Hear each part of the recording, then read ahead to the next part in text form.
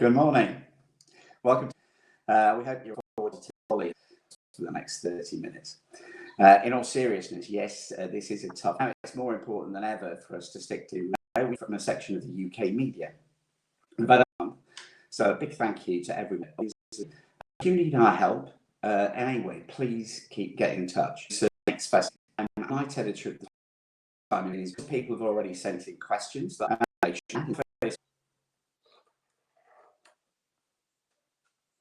Good morning, everyone. Laurence, how are you? How you doing? Hello, Alan. Yeah, really good, thank you. Really good. Good to talk to you. Good. So first of all, how has this changed the way that you work at Digital Spy?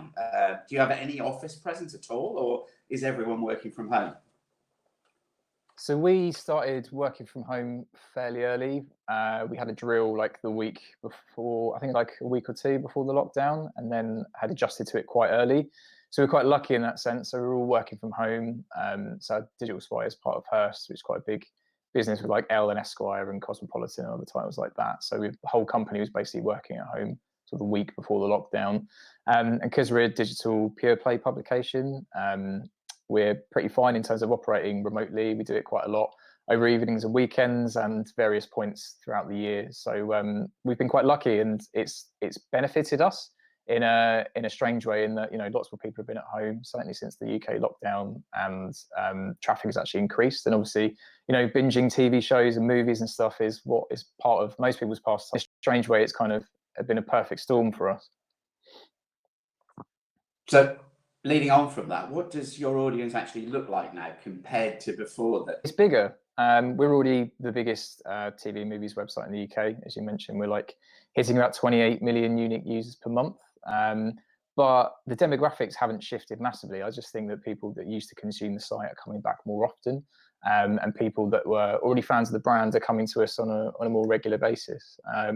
Sort of traffic has been up significantly. You can kind of see that jump from when we all started working from home. And yeah, the demographics haven't shifted massively, but I think there's just more people coming to us more regularly. And we've had some really lovely feedback too. Some people that are like praising us for being a bit of an escape from some of the more negative and obviously, you know, very serious news that are around at the minute. And we've certainly done our part on the more serious end with like coverage on like apps to use during the coronavirus, like things like on Kindle and obviously the best TV shows to watch and stuff as well. So we're trying to interpret how we can help the audience in the most natural digital spy way.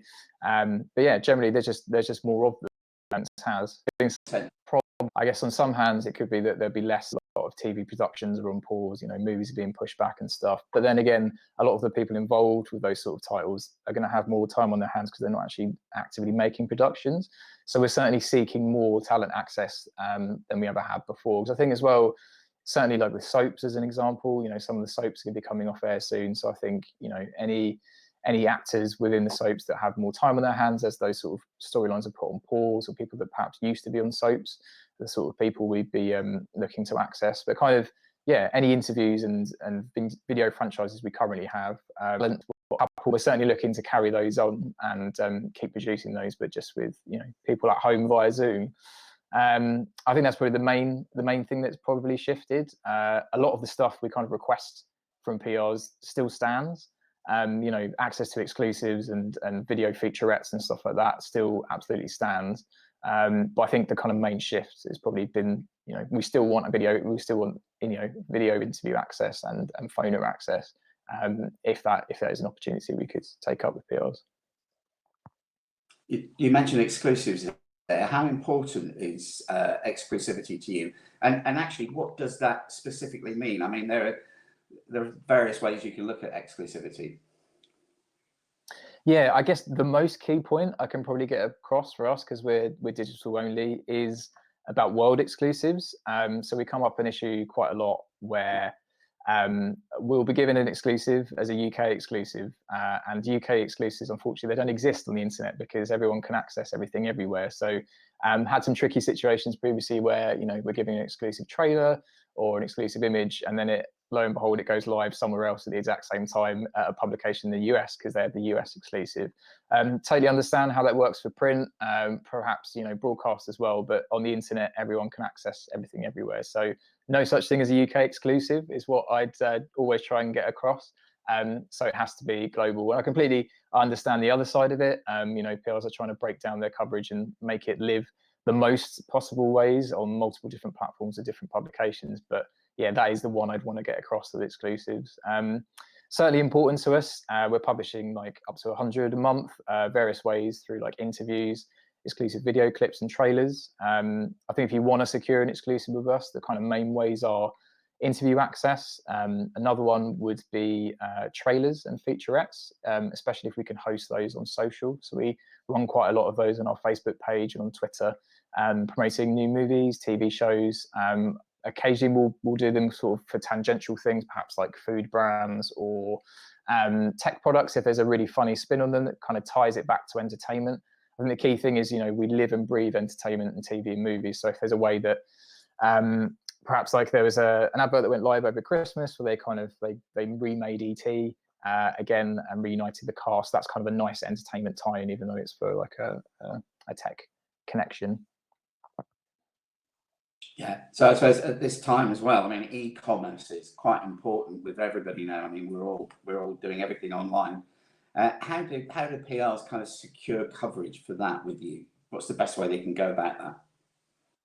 Yeah, completely. So e-commerce is probably the most natural in for our tech coverage nowadays. So by that, I mean, products that are purchased online through editorial. So a lot of our gaming coverage, our tech coverage in terms of like mobile phones, broadband deals, laptops, tablets and stuff like that, we'll be trying to compile the best deals. So a lot of that will be through like SEO features. So we've got one rolling feature on like best broadband deals, which we update every month as they kind of shift around. Certainly if there's like a mobile phone deal that includes Disney Plus or like a streaming service package, I think there's one with O2 that went live recently, we'd certainly cover that within news. So we have a partnership with Skimlinks, as lots of other publishers do.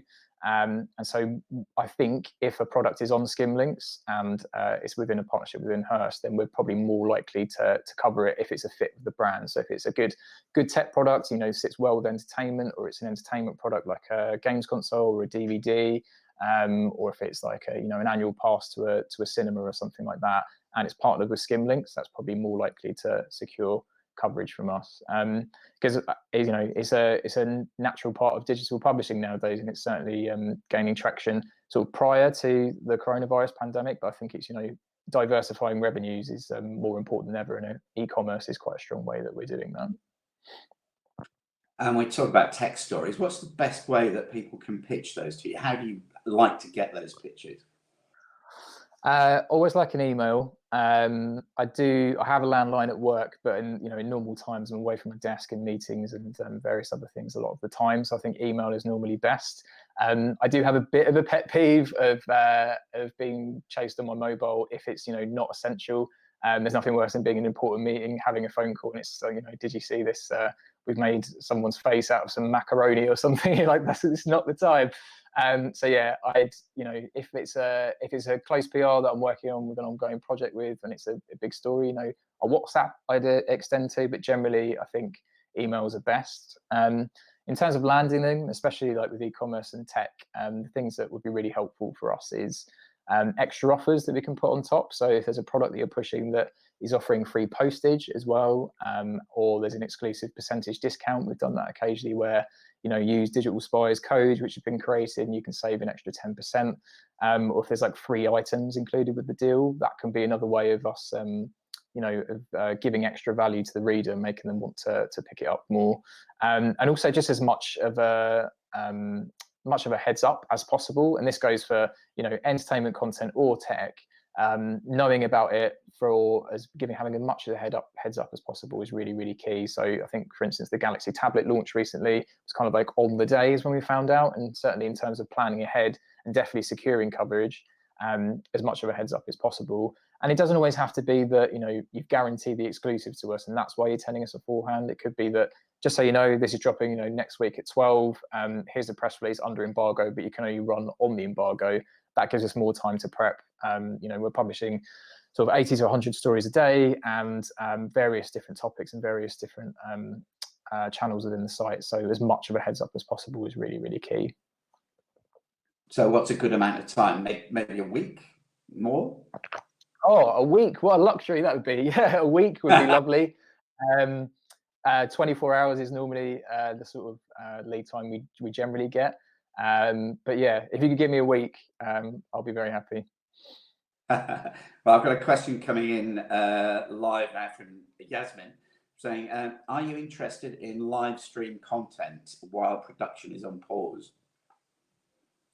Yeah, definitely. I think it's something that other brands at Hearst have definitely jumped on more so since the current events have been unfolding. It's something that we've done quite a lot in the past at Digital Spy. So around this time last year, we were doing our Game of Thrones live stream. So we were reviewing episodes of the show at 10 p.m. after the UK broadcast, and chatting with fans about what's happening, giving away prizes. And it was kind of like a live review, trying to capture that excitement around the massive TV talking point and getting people engaged in it all at the same time. And we've done quite a few before with like interviews with Love Islanders and things around the Great British Bake Off. So we've got quite a long lineage of doing live stream stuff. Since we've been working at home, we've mainly been pivoting to kind of continue our video franchises that I mentioned before, things like Movie with Me and Coupled Up, as well as our YouTube content. So certainly not against it, but I think it would have to have the right sort of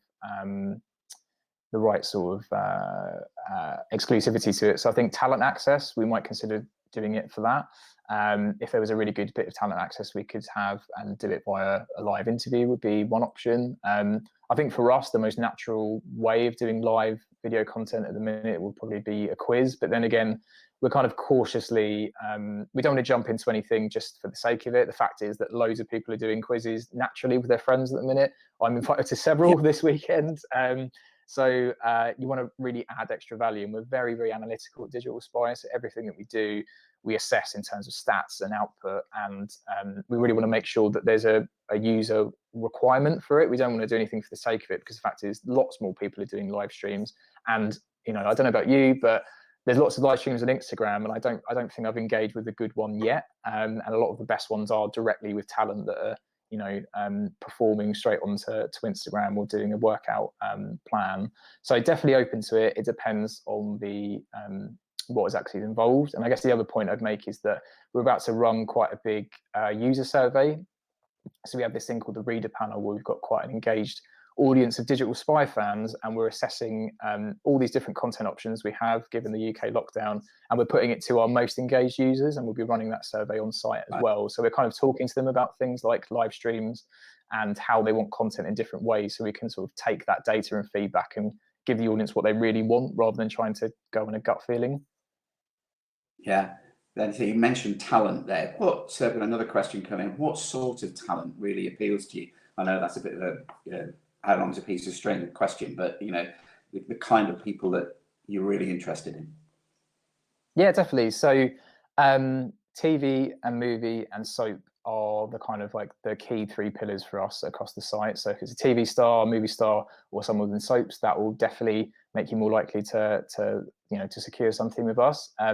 To a lesser extent, showbiz stars, I think people that are connected to reality TV, obviously I've mentioned we do a lot of stuff with Love Islanders, we might consider them for more like general news pieces, but certainly, the ITV daytime ilk sort of people are really good for us, and people like Rylan.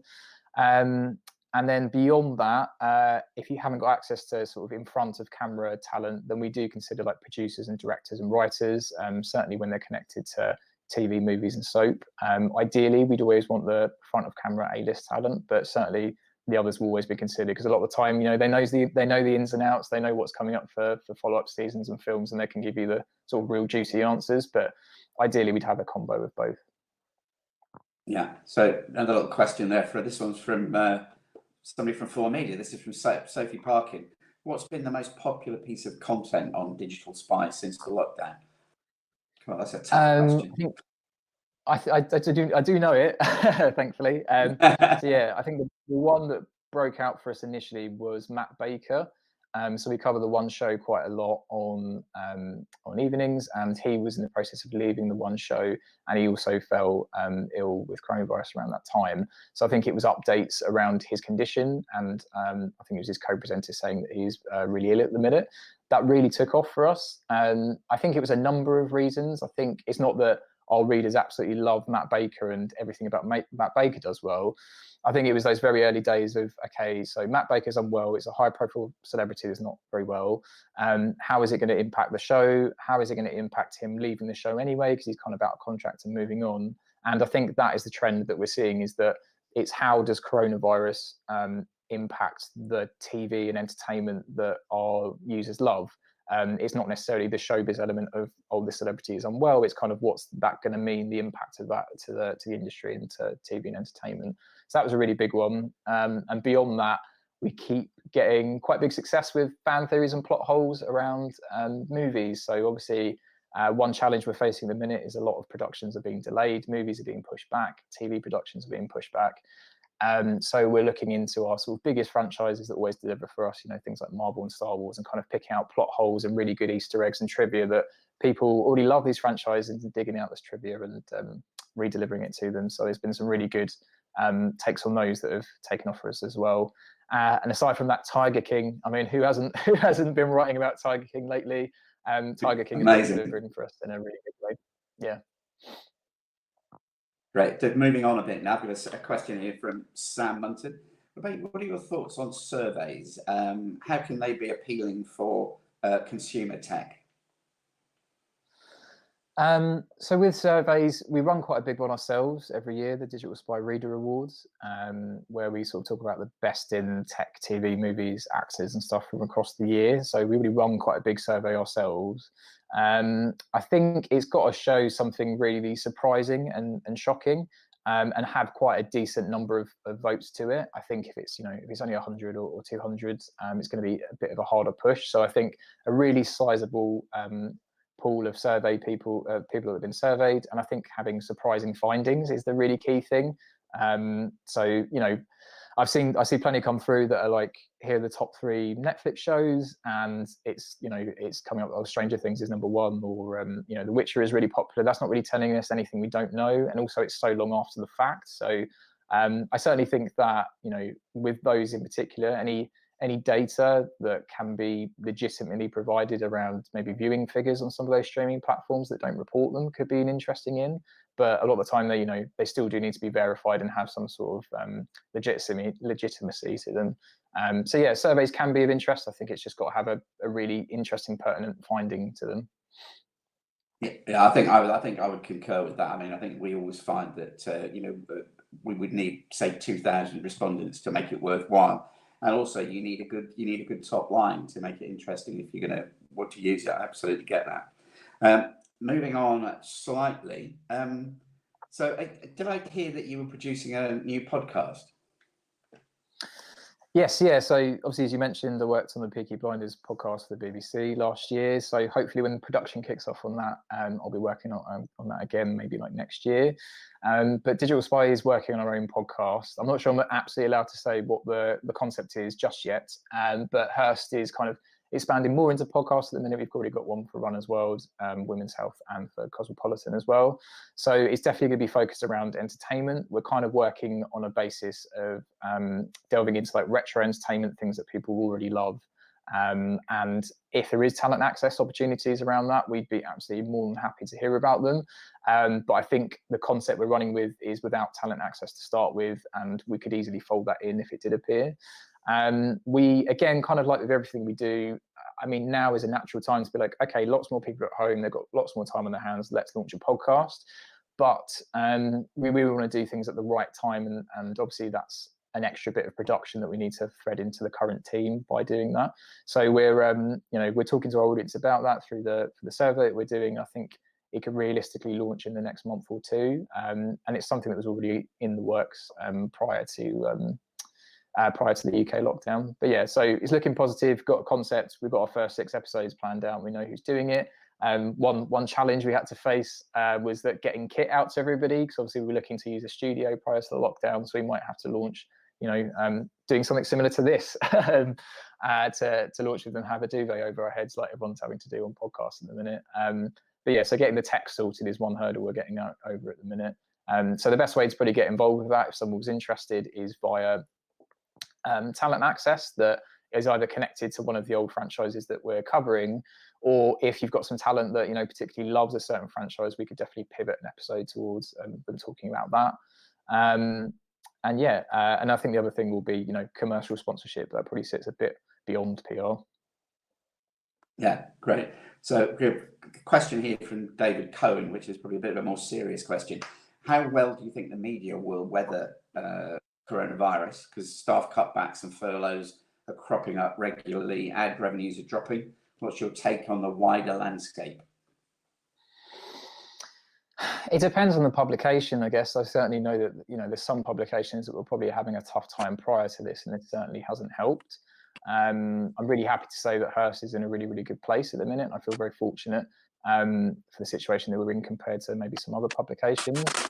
I think that there's kind of a bit of a lag, I guess, in some senses, in that advertising is slowing down and lots more people are being cautious around advertising anything to do with COVID. And obviously the thing that everyone is talking about is COVID. So that's one impact. I think further down the line,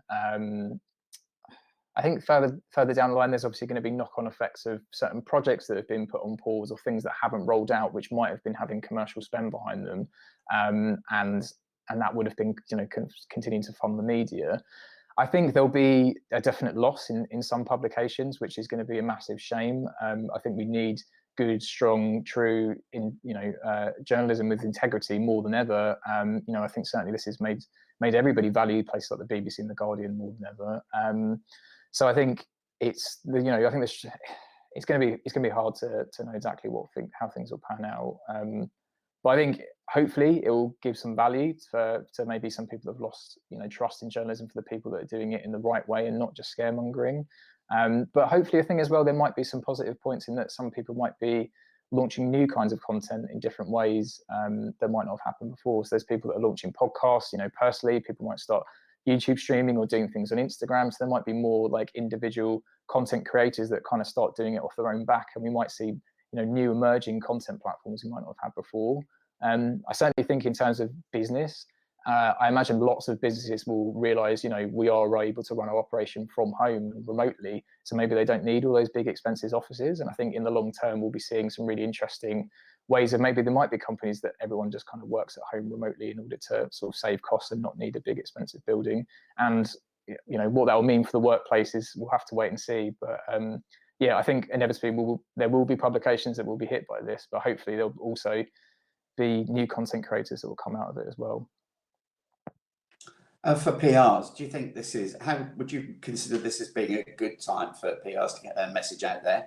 And do they particularly have to be quite careful about the tone of what they come up with in the current climate?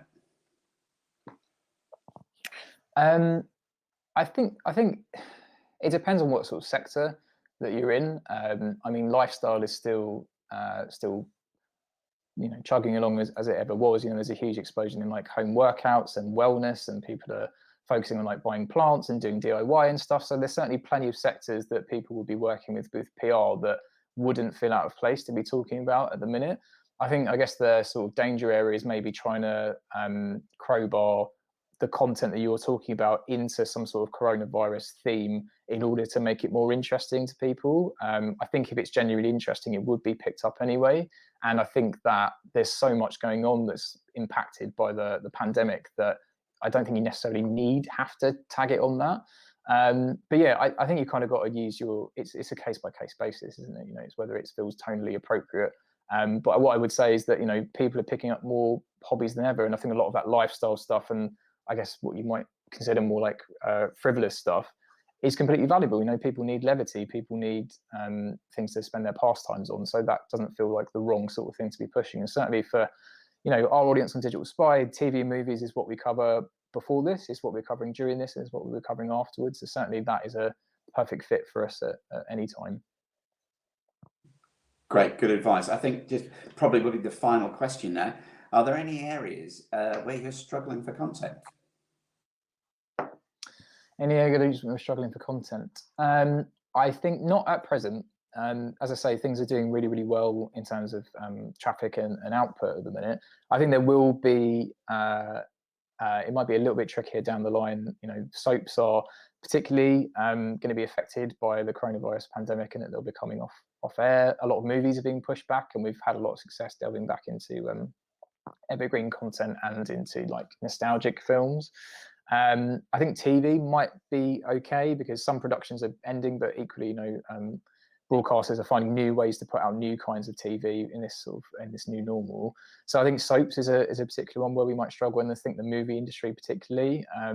I think in terms of gaming, Last of Us 2 was quite a big title that we would have covered a lot, and would have been a big win for us. But that's been pushed back, and I think that could potentially set the precedent where lots of computer games are also going to be pushed back because they want to do a big launch. They want to make as much money from the launch as possible, obviously. So I think it depends on how long the lockdown goes on for and how much longer things keep getting delayed until some things have been pushed back to November, but if we're not back to normality by then, it might have to push over till next year. So yeah, I think certainly soaps is probably the obvious one for us right now. So if you've got an ex-soap star that's on your books that you're working with, definitely give us a shout. And I think talent access, again, to mention that again, I think is probably the key one for us at the minute. But no big gaps at the minute, which I'm happy to say.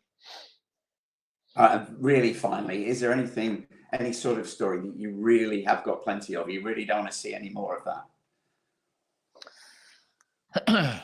I think I get a lot of, I'm gonna probably get a lot of survey content and a lot of probably irrelevant tech interviewees that are obviously on someone's books and they're still trying to push and they don't quite fit right for us. So, I think any journalist from any publication will tell you, if you have a proper good look at the publication that you're pitching to and just think, does that sit right? Do I see that person anywhere else? So I keep having the same people pitch back to us that are maybe like wellness influencers or someone that's taking up fitness and they're being pushed on someone's books that don't quite fit for us. So I think that would be the one. Laurence, it's been fantastic talking to you. Thank you very much indeed. Thanks so much for answering all our questions and giving us some positive news amongst all the doom and gloom out there. The feeling your inbox might be filling up this afternoon for everybody who's been watching. So thanks very much again. And thank you to everybody else for tuning in and sending in questions. We really hope you found it useful. As I promised, we did some research earlier this week into media habits during the lockdown. In fact, it's part of what we're doing at the moment. We're offering an omnibus survey every week where people can ask as little as one question to find out, just get the mood of the nation really, to find out an area that you might be interested in going in. And our research was very interesting. It showed that while physical newspaper sales are down, probably because people are not going out and going to news agents, there's a bigger thirst than ever for information and entertainment. So a couple of the top lines that I spotted were that 46% of the general population, as I think Laurence was just saying, 46% are consuming more digital news, more digital content. 26% are listening to the radio more. 54% are watching more TV. I think this will all be music to Laurence's ears. 39% are using social media more. And another interesting thing, which picks up on what Laurence was saying about the lighter content, 77% of people in Britain say they want to watch or read uplifting and fun content to take their mind off the current crisis. And leading on from that, 31% say they're actually a bit fed up with reading about COVID-19. I think there's almost a bit of overload, too much to take in, too much, read too much of it, and it does really get you down. And a bit of a PR-centric line here, 59%, so almost 2/3 of the population, say they'd be interested in a brand that put out a non-corona story. So interesting stuff there. I think that all points to some positive opportunities. So feel free to catch up with any of the team at 4Media if you need some help or some insight and further ideas from those stats, or if you just need to put a question out there into the field, then we can help. Anyway, hope to see you next time for the next 4Media Q&A next Friday. In the meantime, as ever, look after yourself and stay safe. Bye-bye.